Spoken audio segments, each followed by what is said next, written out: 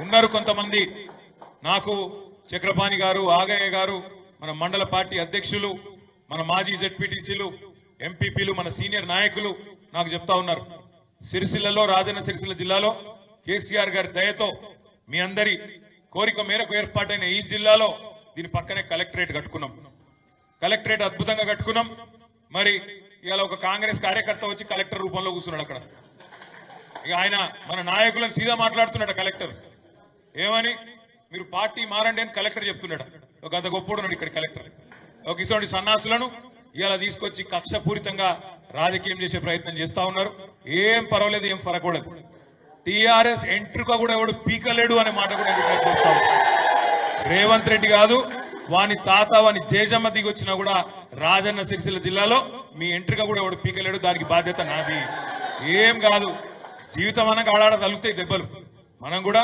చూద్దాం ఎన్ని రోజులు చేస్తారు ఈ డ్రామా ఎన్ని రోజులు ఈ కలెక్టర్లు ఎన్ని రోజులు ఈ అధికారులు ఎన్ని రోజులు పోలీసు వాళ్ళు వీళ్ళ నాటకాలు మనం కూడా చూద్దాం మంచిగా రాసి పెట్టుకోండి నేను చెప్తున్నా నేను అంత మంచోని నేను కాదు నేను పక్కా చెప్తున్నా ఇవాళ ఎవరెవరైతే బాగా అతి చేస్తుండ్రో ఎవరెవరైతే అతి చేస్తుండ్రో ఎవరెవరైతే కాంగ్రెస్ కార్యకర్తల్లాగా ఓవర్ యాక్షన్ చేస్తుండ్రో వాళ్ళకి నేను చెప్తున్నా దీనికి వడ్డీతో సహా ఇచ్చే బాధ్యత నాది నేనే తీసుకుంటా నేనేదో ఉత్తగా చెప్తాను మీకు తెలుసు నాకు తెలుసు కాంగ్రెస్ వాళ్ళకు కూడా తెలుసు తొందరలో ఎలక్షన్లు ఎప్పుడు జరిగినా 3 ఏళ్లకు జరిగినా 4 ఏళ్లకు జరిగినా ఎప్పుడు జరిగినా నేను 3 ఏళ్ళు 4 ఏళ్ళు అంటున్నా అంటే మళ్ళా వీళ్ళేదో ప్రభుత్వాన్ని కూలగొడుతున్నారని ఎవడో అవలగాడు అంటాడు అందుకే అది కాదు నేను చెప్పేది ఏంటంటే రేవంత్ రెడ్డి పదవే తుమ్మితో ఉసిపోయే ముక్కు లాంటిది ఢిల్లీలోనికి ఎప్పుడు కోపం వచ్చి అక్కడ సర్ది అయింది అనుకో ఇక్కడ తుమ్మిండి అనుకో ఆయన దూసిపోతుంది అందుకే అంటున్నా ఏమన్నా జరగచ్చు చిట్టినాయుడు గారి పదవి ఎప్పుడు పోతుందో ఎవరికి ఎరకలేదు ఇవాళ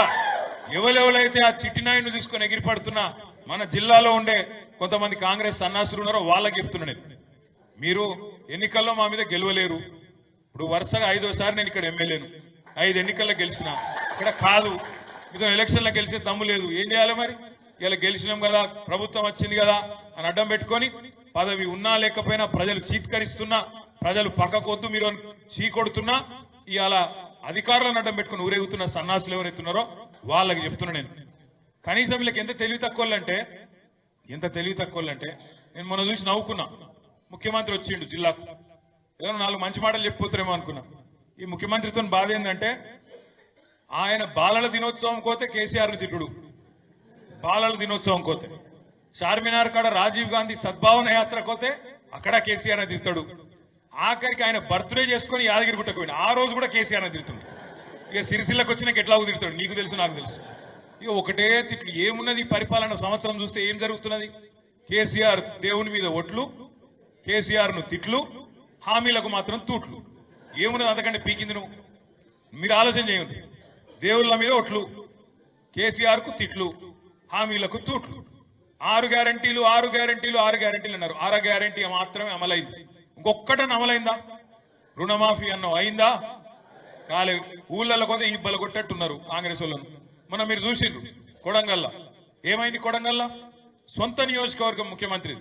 ఇప్పుడు సొంత నియోజకవర్గంలో లొల్లైంది మా దగ్గర కూడా అయింది ఇక్కడ నేరేళ్ళలో అయింది నేను పోలేదు హాస్పిటల్కు వేములవాడకు వేములవాడ పోయి మొత్తం ఆ నేరేళ్ల బాధితులు అక్కడ ఉంటే కలిసిన వాళ్ళకి న్యాయం చేస్తాను మాట ఇచ్చినా ఎంతో కొంత న్యాయం చేసే ప్రయత్నం చేసిన సరే మీరు దాన్ని రాజకీయం చేయవేనరు ఎందెందో చేస్తామనుకున్నారు ఆఖరికి మళ్ళీ అదే నేరేళ్లలో నాకు ఆ గ్రామంలో కూడా బ్రహ్మాండమైన మెజారిటీ ఇచ్చి మా నాయకులందరూ తంగలపల్లిలో ఆ గ్రామంలో ఉండే దళితులు బీసీలు ఆ గ్రామంలో ఉండే ప్రతి వర్గం మళ్ళా కేసీఆర్ గారి నాయకత్వానికే మీరు ఎంత రాజకీయం చేయవైనా మళ్ళా కేసీఆర్ గారికే ఓట్లు కూడా వేసింది అందుకే నేను ఏమంటున్నా అంటే ప్రజాస్వామ్యంలో ఎక్కడన్నా పొరపాట్లు జరిగితే తప్పులు జరిగితే తెలియకనో తెలిసో జరిగితే పాలకులకు ఉండాల్సిన ఇంగితం ఏంటంటే పోవాలి కూసోవాలి అవసరమైతే 4 దొబ్బులు తినాలి కానీ వాళ్ళ మనసు గెలుచుకునే ప్రయత్నం చేయాలి అది చేయకుండా ఏం చేస్తున్నారండి ఇవాళ కొడంగల్లో పేదల రైతుల భూములు గుంజుకుంటారట 60 లక్షలు 70 లక్షల ఎకరం చేసే భూమిని గుంజుకునే ప్రయత్నం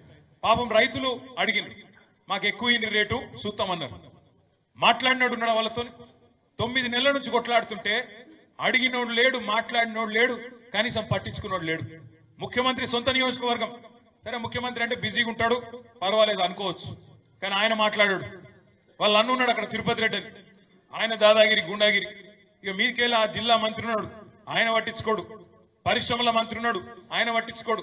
మరి 9 నెలలు ఎవరు పట్టించుకోరు. టెంట్లు వేసిండ్రు, లొల్లి పెట్టిండ్రు, పాదయాత్ర చేసిండ్రు. ఆఖరికి కలెక్టరు అధికారులు పోయి ప్రజాభిప్రాయ సేకరణ బహిరంగ విచారణ అని పెడితే కడుపు మండిన రైతులు నిరసన చెప్పిండ్రు, వాళ్ళని ఉరికిచ్చిండ్రు. కలెక్టర్ పోయింది కాబట్టి ఉరికిచ్చిండ్రు.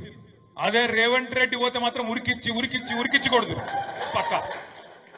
ఇది ఇవాళ పరిస్థితి రాష్ట్రంలో. ఏం చేసినావు సంవత్సర కాలంలో అని చూస్తే ఏం చేసిండు రేవంత్ రెడ్డి గారు? ఒకటి చేసిన పని, అదాని కోసం చేసిండు పని, అల్లుడి కోసం చేస్తున్నాడు, తమ్ముళ్ళ కోసం అన్నల కోసం చేస్తున్నాడు, బావమరిదికి అమృతాన్ని పంచి పెడుతున్నాడు. ఇక పోయిండు, ఢిల్లీకి పోయిండు. 28 సార్లు ఎక్కే విమానం, దిగే విమానం. ఫ్లైట్ ఖర్చులు బొక్క తప్ప వచ్చింది ఏమీ లేదు. 28 సార్లు పోతే 28 రూపాయలు కూడా రాలేదు. ఇది వాస్తవం. ఒక రేవంత్ రెడ్డే కాదు, 8 మంది బీజేపీ ఎంపీలు గెలిచారు. 8 మంది 8 రూపాయలు తెచ్చిర్రు ఇప్పటికీ సంవత్సరంలో. గది పరిస్థితి. అందుకే ఇవాళ తెలంగాణలో అందరికీ అన్ని విషయాలు అర్థమైనాయి. అర్థం కానో లెవెల్ లేరు. చాలా సార్లు నేను పోతుంటే అటు ఇటు తిరుగుతుంటే మాకు విచిత్రమైన అనుభవాలు ఎదురవుతున్నాయి. మొన్న హైదరాబాద్ లో నేను ఒక దగ్గరికి వెళ్ళి ఇంకొకడికి పోతున్నా. పార్టీ ఆఫీస్కి పోతుంటే ఒక దగ్గర సిగ్నల్ పడ్డది. బంజారా హిల్స్ లో సెంటర్ అని ఉంటుంది, ఆడ సిగ్నల్ పడ్డది. సిగ్నల్ పడితే నా పక్కకు ఒక ఆటో వచ్చి ఆగింది. ఆటో బైసాబ్ నడుతున్న బైసాబ్ పేరు మహమూద్. ఆదాబ్ సాబ్ అన్నాడు. ఆదాబ్ భాయ్ అంటే అన్నాక क्या है साहब, केसीआर साहब जाने के बाद बर्बाद हो गया हमारा हालत, क्या है ये అన్నాడు. क्या है అంటే मैं क्या करूं भाई, मैं अभी तो हूने నన్నేం చేయమంటావు భాయ్ నేనంటే. ఇక జోగి రాసుకుంటే బూడిద రాలినట్టు నేను లేకపోతే నువ్వు లేకపోతే ఏం చెప్పుకోవాలని నేనంటే. అంటే ఆయన ఏమన్నాడు, క్యా కర్నా సాబ్ అనమాట. ఇక ఆడ సిగ్నల్ పడతలేదు, మరి ముచ్చట ఉండవట్టే. నేనన్నా క్యా కర్నా ఫిర్ 4 సార్లు ఇంతజార్ కర్నా అన్న. ఏ ఓట్ కా సజా 5 సార్లైనా. ఒకసారి తప్పు చేస్తే 5 ఏళ్ళు, మరి ఏం చేస్తాం, మరి ఇంకో 4 ఏళ్ళు ఎదురు చూడాలి, ఏం చేస్తామని నేనన్నా. అంటే ఆయన ఏమంటుండే తెలుసా నన్ను, మహమూద్ భాయ్ క్యా సాబ్ కోయి తర్కీబ్ నీయే క్యా, ఏమన్నా ఉపాయం లేదా అంటుండు. ఉపాయం లేదు, కాపాయం లేదు, ఇంకో 4 ఏళ్ళు కొట్లాడుడే ఉన్నది, ఏం లేదు. కాంగ్రెస్ వాళ్ళు పీక్క తింటూనే ఉంటారు. వాళ్ళు ఎంత బిత్తిరోళ్ళు అంటే కాంగ్రెస్ వాళ్ళు. రేవంత్ రెడ్డి వస్తాడు జిల్లా కంటే నేను అనుకున్నా 4 మంచి మాటలు చెప్తాడో, దేవుని కాడికి పోతున్నది ఏం లాడకు, కోడని కట్టెత్తాడు ఎట్లాగు, కట్టేసినాక మొక్కి ఆయనతో ఏదో 4 మంచి మాటలు చెప్పి ఆడికెళ్ళి అవతల పడతారేమో అనుకున్నా. ఈ గమ్మతైన విషయం, సిరిసిల్లలో మొత్తం రాష్ట్రంలో అత్యధిక పవర్ లూమ్లు ఎక్కడున్నాయి? సిరిసిల్ల పట్టణంలో ఉంటాయి. మొత్తం రాష్ట్రంలోనే నేతన్నలు ఎక్కడున్నారు అత్యధికంగా పవర్ లూమ్లో పనిచేసే వాళ్ళు? సిరిసిల్లలో. నూలు డిపో ఎక్కడ పెట్టాలి, మరి ఆడబెట్టిండు. ఒక అది కథ. అంటే నీకు బోడిగుండుకు దెబ్బ తాకితే మోకాలకు మంది రాత్రుడు. ఏం చెప్పాలి ఒక గిదిలో తెలివి. గుండుకు దెబ్బ తాకితే ఎవడన్నా మోకాలకు మంది పెడితే బంధం మానైతే అదే మానిపోతాదే. ఒక గిది వీళ్ళ తెలివి, గిది వీళ్ళ మీదడు. ఏం చెప్పాలా వీళ్ళ గురించి నేను. కాబట్టి ఇంత తెలివైన వాళ్ళు మన గుండు తప్పకుండా మన అదృష్టం. మనందరికి కూడా ఇది చాలా మంచిది. ప్రజలకు అన్ని తెలుస్తున్నాయి. ఇవాళ మీరు ఏం లేదు, ఛాయ్ హోటల్ కాడ, మరి బీవై నగర్ ఛాయ్ హోటల్ కాడ ఒక అర్ధగంట కూర్చోండి. ఎన్ని తిట్లు అంటే అమ్మతోటి చెప్తున్నా నేను, ఎప్పుడు ఒక ముఖ్యమంత్రిని ఇన్ని తిట్లు ప్రజలు తిట్టంగా నేనే తినలేదు. ఇప్పుడు మనం కూడా 10 ఏళ్ళు ఉన్నాం ప్రభుత్వంలో, కానీ తిట్టుడు అంటే భయం కూడా పడతలేరు.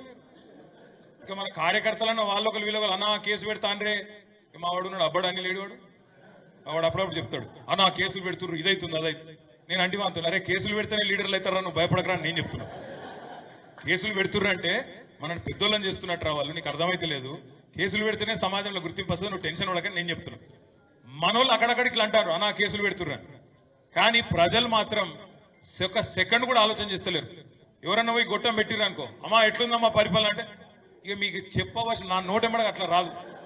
అది ఏం తిట్లు, అవి ఏం మాటలు, అది ఏమి మామూలు తిట్లు కాదు. ఇంకోటి రేషం ఉన్నోడైతే ఇప్పటికీ బిల్డింగ్ ఎక్కి దుంకి చచ్చిపోతుండే.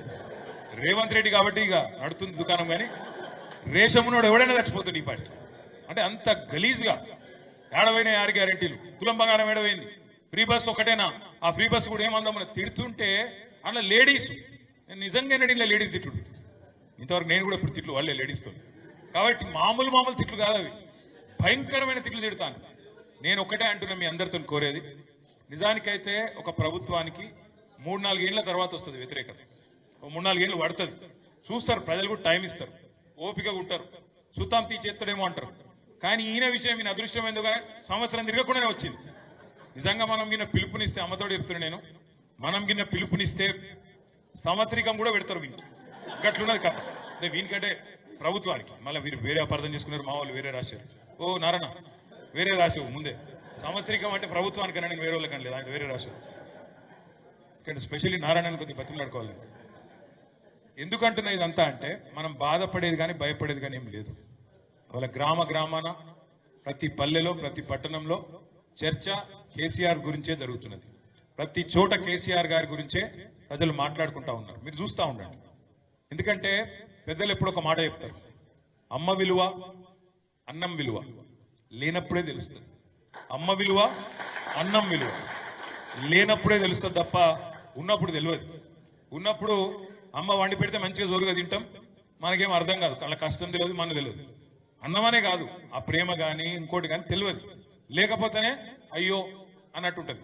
ఇప్పుడు సేమ్ నడుస్తున్నది తెలంగాణలో. మీరు చూడండి. లేకపోతే హైదరాబాద్లో నాచారంలో ఒక చెప్పులు కుట్టుకునే పిల్లగాడు ఆయన దుకాణం తీసేస్తుంటే ఆయన ఒరుతున్నాడు. మీరు చూసింటారు సోషల్ మీడియాలో. కేసీఆర్ అన్నా ఎక్కడున్నావు అని లొలి పెడుతున్నాడు. హుజూర్ నగర్ లో ఒక మంగళ ఆయన షాప్ టేలా అది కొట్టేస్తుంటే ఆయన రోడ్డు మీద వండుకొని ఆయన చిన్న పిల్లలు ఇద్దరు పక్కకి నిలబడి చూస్తాను, ఆయన లొలి పెడుతున్నాడు. కేసీఆర్ సారు ఎక్కడున్నావు రావాలి నువ్వు అని. ఎందుకంటే ఇవాళ ఇది ఒక సామాన్యుడు, ఒక చెప్పులు కుట్టుకునే ఒక తమ్ముడు కావచ్చు, ఒక కటింగ్ చేసుకునే ఇంకో తమ్ముడు కావచ్చు, ఒక ఆయన హైదరాబాద్ ఉండొచ్చు, ఇంకో ఆయన హుజూర్ నగర్ లో ఉండొచ్చు. కానీ అందరి మనసు నిండా ఇవాళ ఒకటే ఒకటి ఉన్నది, ఎప్పుడు ఎలక్షన్ వస్తుందా, ఎప్పుడు వాత పెడదామా ఈ కాంగ్రెస్ వాళ్ళకనే కోపం ప్రజల్లో బలంగా ఉన్నది. మనం చేయవలసిందల్లా ఒకటే, మనం వీళ్ళకి సిక్కకుండా దొరకకుండా రాజకీయం చేయాలి. మనము ఈ కేసులు పీసులు వీటికి భయపడేది ఏం లేదు, వాళ్ళు సాధించేది కూడా ఏం లేదు. ఇంకొక 6 నెలలు మీరు ఆగురి. ఇంకొక 6 నెలల ఇదే అధికారులు ఎవరైతే ఇవాళ కొద్దిగా అటు ఇటు తోక ఆడిస్తున్నారో వాళ్ళే మళ్ళీ మీకు ఫోన్ చేసుకొని ఏడున్నాడు కేటీఆర్ సార్, ఏడున్నాడు జర కలిసేది ఉన్నది, మాట్లాడేది ఉన్నది. ఇది రాకపోతే మీరు పట్టుకోరు. ఎందుకంటే ప్రజాస్వామ్యంలో ప్రజాశక్తికి మించిన శక్తి ఇంకోటి లేదు. మనం చేయవలసిందల్లా ఒకటే, రేపు ఇక్కడ జిల్లా పరిషత్ ఎన్నికలు వస్తాయి, పంచాయతీ ఎన్నికలు వస్తాయి, మండల పరిషత్ ఎన్నికలు వస్తాయి. 2001లో పార్టీ పుట్టిన నాటి నుంచి నేటి వరకు ఎప్పుడు ఇక్కడ జిల్లా పరిషత్ ఎన్నికలు వచ్చినా మండల పరిషత్ ఎన్నికలు వచ్చినా ఎగిరింది గులాబీ జెండానే. రేపు కూడా ఎగిరేది గులాబీ జెండానే. దాంతో మళ్ళీ వీళ్ళకి దడ ఉడుతుంది, దాంతో దడ ఉడుతుంది, భయం ఉడుతుంది. అయిపోయింది రాబోయ్ గాలి మళ్ళింది దెబ్బ. మళ్ళీ రైతులు గీతులు మొత్తం మళ్ళీ ఎక్కడో అక్కడ గతంలో జరిగిన పొరపాట్లన్నీ సవరించుకుంటారు. మళ్ళా కేసీఆర్ గారే కావాలని చెప్పి తీర్పిస్తున్నారు అనే విధంగా మనం పనిచేయాలి.